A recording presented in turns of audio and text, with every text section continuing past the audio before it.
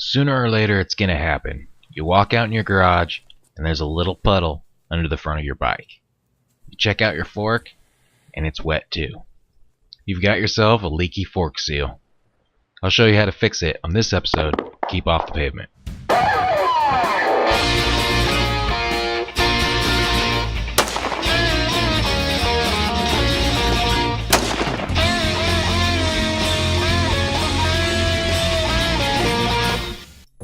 Most of the time your fork seals are leaking, it's not because they're bad. Usually they just need to be cleaned. And most of the time you can just use one of these simple and effective tools called SealMate to clean out your fork seals. It can save you some time and some money replacing the fork seals by just cleaning them. First of all, you want to get your bike up off the ground. The front tire can be touching, we just don't want any pressure pushing down on the forks. Next, you'll want to bleed any pressure that's built up in your forks out, either removing your bleed screw, or in my case here, using the little push button from Motion Pro. Some bikes like the KLR 650 have a Schrader valve, so you can just push that and let the air out that way. Go ahead and clean everything down with a rag. You want to make sure everything's nice and clean as you're going along.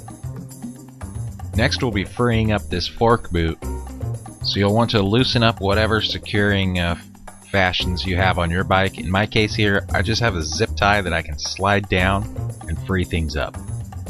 Next, you can use your thumbs or flat blade screwdrivers to get that boot up and above the little locking feature. Once that's free, we're going to pull the boot up as high as we can and clean everything under there quite a bit and get all the dirt, gunk, and oil, water, whatever you got up under there, get it all cleaned out. Since mine is so full of gunk and mud and dirt, I'm just going to go ahead and loosen the top so I can get in there and clean out as much as possible.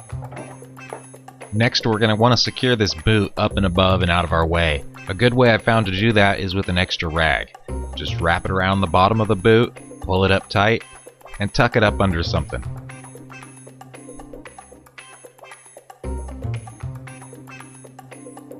Clean and wipe everything down again and again.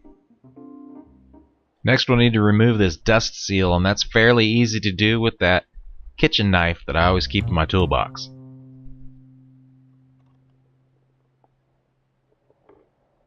You can just slide that up and out of your way.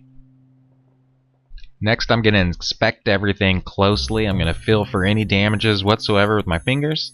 I'm also going to use my fingernails to try to feel for any kind of scratches or gouges, both up and down and around, to try to notice anything in any direction.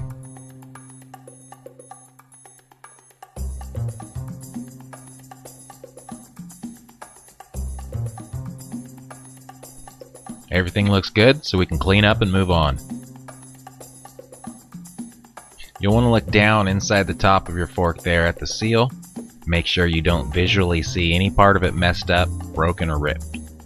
Alright, now we're going to grab our SealMate. You could also make one of these out of a thin piece of plastic or some film. Some people make them out of a soda jug. The main part we care about today is this hooked or curved end right here.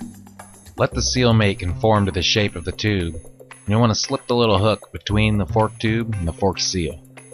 Rotate it around the tube and you'll basically scoop out any gunk that's built up in there. Just one little grain of dirt will let it leak. I like to go around just about a third of it at a time then and check to see if anything else comes out. If it does, keep using the tool until no more grit or dirt comes out with the oil. If it's all good and clean, we can move right on. Clean it up real good before the next step. Once we've used the SealMate, you're going to need to reseat the seals. And to do that, you're going to push down or bounce on the handlebars to get those forks to compress over and over again. When you look at the fork tube now, you'll notice there's a line of oil that's been pressed up from the seal.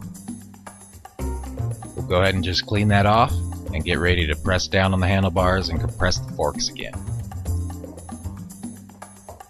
A few more compressions and we can check for oil again. You should notice that the ring's getting smaller and smaller each time. There's less oil building up. If everything worked out for you, you should only have to do this a couple times, 2 or 3 times, and then you'll notice that the line pretty much just disappears. If you continue to have a really large amount of oil built up on that fork shaft, then you'll probably need to use the SealMate again, or your seals actually are in need of replacement. Now we can slide the dust cover back down, make sure it's tight all the way around, and that the retaining spring is on secure and tight. All that's left is to remove the rag holding the boot up, pull your boot down and get it secured on, however yours is supposed to be done.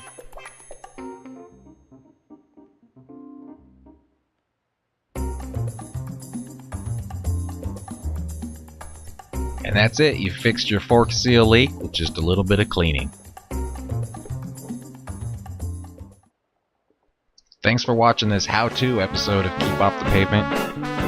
If you have any questions, feel free to ask in the comments, and I'll see you next time.